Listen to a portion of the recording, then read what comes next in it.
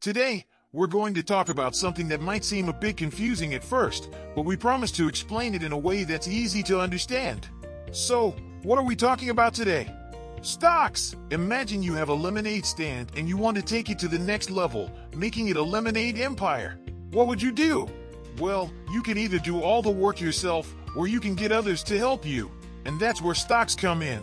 You can sell parts of your lemonade business, called stocks, to other people.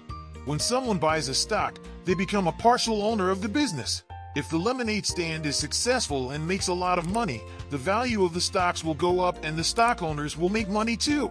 On the other hand, if the lemonade stand isn't doing well and not making much money, the value of the stocks will go down and the stock owners will lose money. This is why buying stocks can be risky, but it can also be a great way to grow your money. Stocks aren't just for lemonade stands though, they can be for big companies too. Companies like Apple, Amazon, and Coca-Cola all have stocks that people can buy. So there you have it, a simple explanation of what stocks are.